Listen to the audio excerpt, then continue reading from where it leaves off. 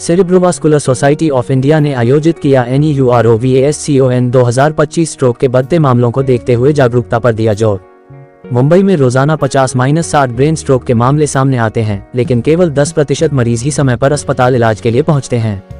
बाकी मरीजों को स्थायी विकलांगता और गंभीर न्यूरोलॉजिकल नुकसान झेलना पड़ता है।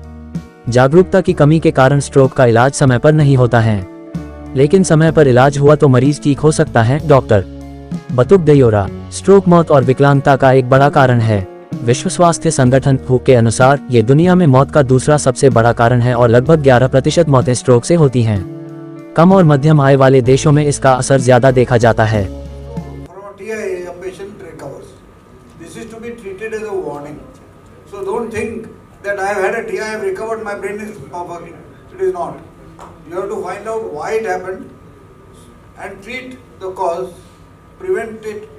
Prevent a new stroke from happening.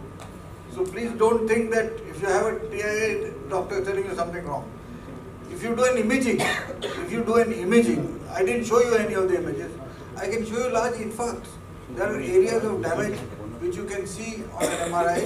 There is no ambiguity. Such a patient who has a big infarct on the CT or an MRI will not recover. That part of the brain is dead. That will not recover. So I think what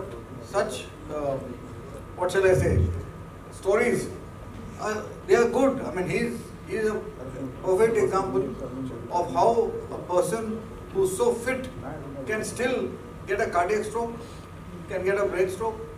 And we've seen again and again, especially in mountain sickness, people who are otherwise very fit get mountain sickness, and there is no explanation for it as far as physical fitness is concerned.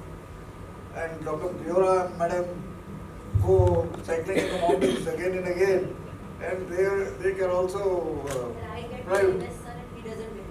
Yeah, so they are both fit and yet. But what I am trying to say is, you have to do imaging. Stroke, unless you do an imaging, because if it is hypoglycemia, also you can get a stroke mimic. What looks like a stroke, it's not a stroke. So always do an imaging. If on imaging there is a stroke, don't treat it lightly. I will take 1 minute from this. But Sam from Bhubaneswar, as a matter of fact, what we are describing is definitely miracle. And Mumbai is a city. So, which language you want? Hindi, English, whatever. Hindi better. So, start करें. Yes, start. Ma'am, आज की जो conference है उसके बारे में आप आज हमारे दर्शकों को कुछ बता सकते हैं? ये जो न्यूरोवास्कुलर कॉन्फ्रेंस है वो इसका 25वां साल है ये, और इसमें न्यूरो सर्जन्स और न्यूरोलॉजिस्ट जो हमारे वेसल्स ब्रेन की हैं जिसके ऊपर काम करते हैं उनकी स्पेशलिटी है, और डॉक्टर बटुक देवरा उसमें स्पेशलाइज्ड है, इसलिए उनके चेयरमैनशिप के अंदर ये कॉन्फ्रेंस हुई है।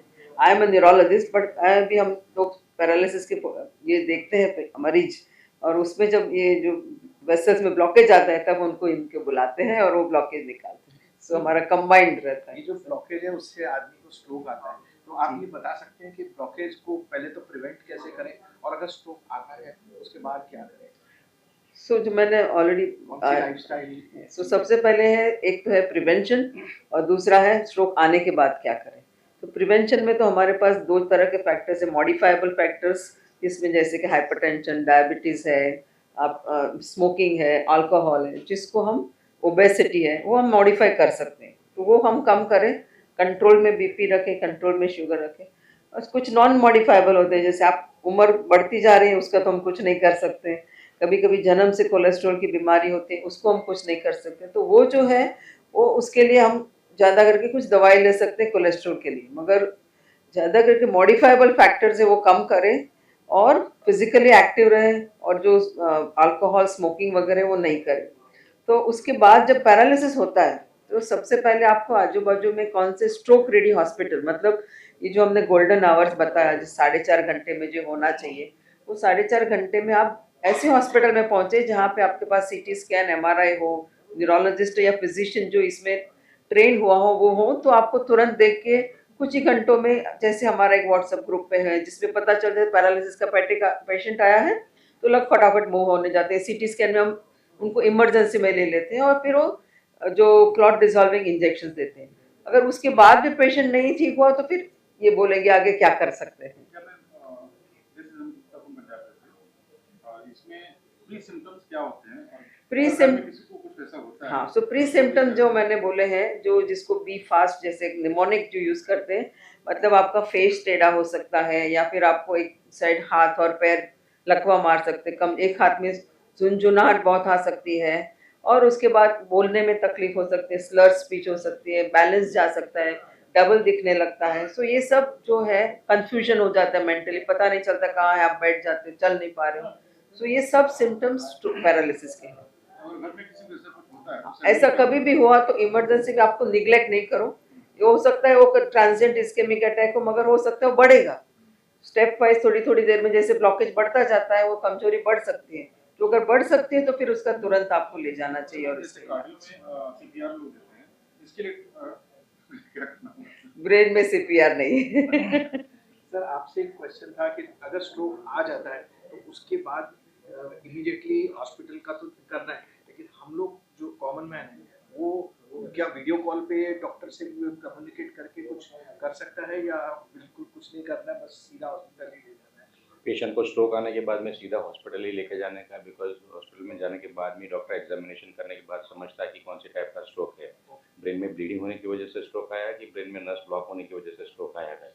तो जब तक हॉस्पिटल में जाके इन्वेस्टिगेशन नहीं होता, mainly in the form CT scan, तब तक समझता नहीं है और दोनों के लिए ट्रीटमेंट अलग अलग रहता है। अगर नस ब्लॉक होने की वजह से स्ट्रोक आया है, हार्ट पैर की ताकत चली गई है, तो उसमें अपने पास लिमिटेड आवर्स रहते हैं। जैसे 8 या 10 घंटे के अंदर अगर हम नस ब्लॉक को ओपन कर देते तो पेशेंट का नस खुलने के बाद में वापस ब्लड सर्कुलेशन चालू हो जाता है, पेशेंट की हाथ या पैर की ताकत वापस आ सकती है इधर की। जबकि जब ब्रेन में ब्लीडिंग हो जाता है तो ब्लीडिंग का सोर्स ढूंढते हैं। जैसे मैडम ने बताया था, एक ब्लड प्रेशर बढ़ने की वजह से एक रीज़न रहता है कि या फिर बहुत बार ब्रेन में नस का फुग्गा बन जाता है, तो उसके लिए अलग कुछ ट्रीटमेंट रहती है। सर एक लास्ट क्वेश्चन, अगर स्ट्रोक हो जाता है, ट्रीटमेंट कंप्लीट हो जाती है और ये कंप्लीट हो जाती है, सब कुछ हो जाती है, उसके बाद फिर से रिकवर ना हो, उसके लिए केयर गिवर्स को और खुद को क्या ऐसा संभालना रहता है कि बाद में फिर से वो रिकवर नहीं? तो ये जो आपको मैंने पहले ही बताया रिस्क फैक्टर्स है इसके, तो रिस्क फैक्टर्स तो रहेंगे ही आपके, तो वो कम करना वो सबसे पहला है जिससे आपको दोबारा ना हो। और डॉक्टर आपको प्लेटलेट एंटी प्लेटलेट ड्रग्स, मतलब खून को पतला होने की दवाई देंगे, तो वो दवाई आपको रेगुलर चालू रखनी है।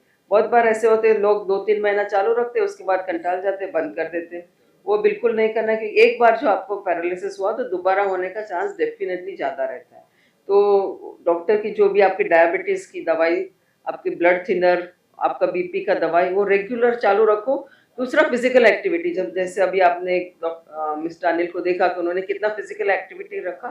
तो पैरालिसिस हुआ एक बार मतलब आप नॉर्मल नहीं हो सकते ऐसा नहीं है, आप वापस नॉर्मल हो सकते हो और वापस फिजिकल एक्टिविटी करो जिससे आपका पैरालिसिस होने का चांस और कम हो जाए। कोई ऐसा टेस्ट हम लोग करा सकते हैं जब आप नॉर्मल हो, एक आदमी नॉर्मल है, उसको कोई प्रॉब्लम नहीं है, तो फिर ऐसे ही कोई टेस्ट करवाना चाहिए जिससे पता चले कि आपको चांसेस है? हाँ, वो एक एंजियोग्राम कर सकते हैं, जैसे हार्ट का जैसे एंजियोग्राम करते हैं, सीटी एंजियोग्राम हार्ट का देखने के लिए, वैसे ब्रेन का भी एमआर एंजियोग्राम या सीटी एंजियोग्राम कर सकते हैं। अगर उसमें कुछ ब्लॉकेजेस ज़्यादा आया, 80% से ज़्यादा कुछ आया, तो उसका इलेक्टिवली स्टेंटिंग कर सकते हैं या फिर कैरोटिड एंडाट्रेक्टोमी जैसा एक छोटा सर्जरी। सो दोनों में से एक चीज़ कर सकते हैं। जिस अगर समझो कुछ बाईपास करना हो तो बहुत बार हम इसके पहले, हार्ट का बाईपास करने के पहले ये नली का एमआरआई करके देखते हैं कि इसमें चांसेस है कि कुछ में ब्लॉकेज है, तो पहले उसका भी ट्रीटमेंट कर देते हैं। तो अगर आपको लग रहा है कि आपका रिस्क फैक्टर्स बहुत बढ़ रहे हैं, उम्र बढ़ रही हो, आपको कुछ ऐसा सिम्टम हो जाए, तो ये सब एंजियोग्राम करके आप देख सकते हैं। Thank you ma'am, thank you.